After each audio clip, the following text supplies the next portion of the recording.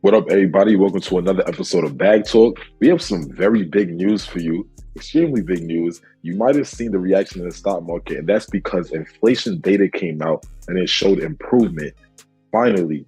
But the thing is, we're not really out of the clear yet, y'all. There's still more news coming, there's still more pain coming, and your stock portfolio might have more pain coming, unfortunately. We're sorry to break bad news to you, but let's really dive into numbers to see how long this pain should be expected to last. So, Newski, let's kick it off. Yeah, so I'm about to share my screen. You said it really well, bro. We did see some good news because we got our inflation numbers for November, and it was reported at 7.1%. Yes, that is good news because in October, right, the inflation was at about, I believe, 7.7%. Now, the thing is, yes, we took a step in the right direction, right? Inflation came down. However, you guys need to understand this. This does not mean that all of a sudden this is good news. The prices of things are going down at a great pace. They're exactly where they need to be.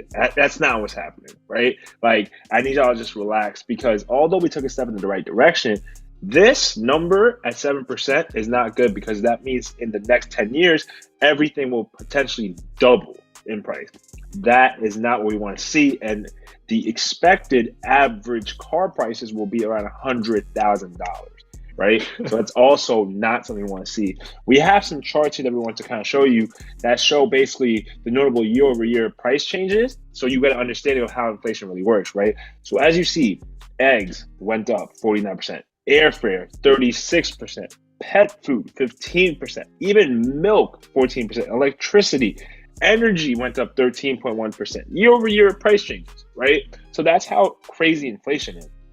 And now, because inflation is still really high, because the number that we want to see is 2 to 3%, this will have an impact on interest rates, right? Because what the Fed does is basically increase or decrease interest rate depending on how inflation is. So, Rel, can you break that down real quick on what we should expect to happen with the Fed?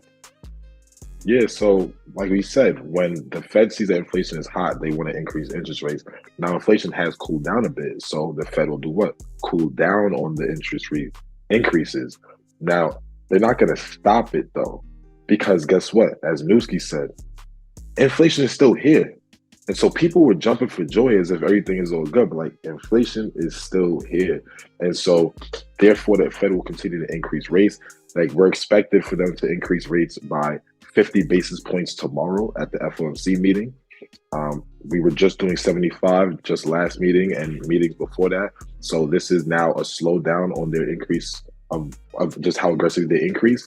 And going forward, the next time they're going to increase should be February. And now we're pretty much debating on, is February going to be a 50-point basis hike or is it going to be 25 points? So that's left to be seen. That kind of depends on the data that we're going to be getting into as far as jobs and unemployment and just how inflation does up until then. So stay tuned on that. But I just want everybody to know the pain is not over, right? They still have to get inflation right. It's not where it needs to be yet. And that's the most important point we're trying to drive home right now. That's a fact. So right now, Rel said it, right? The additional 0.5% point this week, which is expected. So we're recording this on Tuesday. You guys are seeing this on Wednesday, right?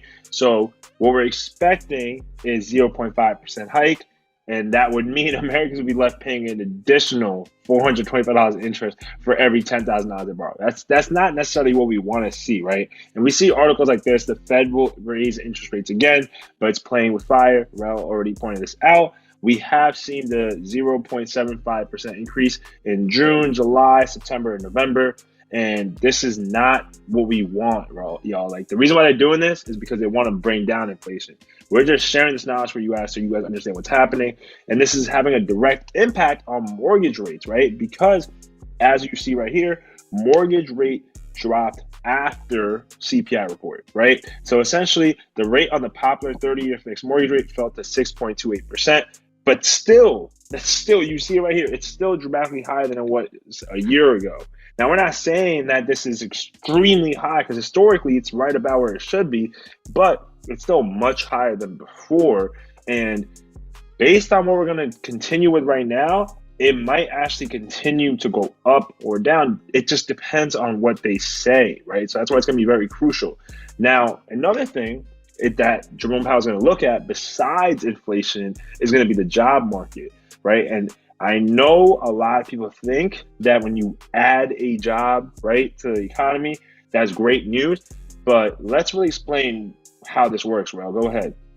Yeah, and it's funny you said it's great news, but guess what? In this economy right now, great news is bad news for the Fed. Mhm. Okay, they don't want to hear great news because they're trying to slow down the economy. So that's the whole point here. So as you said, when we add jobs, that's not really looked at as a good thing to the Fed, because what they're saying is, hey, the employees have power still. So now employees could still make demands on what kind of salaries they're looking for, which means that these jobs are going to be paying out more, which means that these jobs also have money, because they're even the fact that they're adding jobs in the first place shows that they have money to pay people. And what that means, the inflation is going to stay high because everybody has money. The Fed needs to slow this down.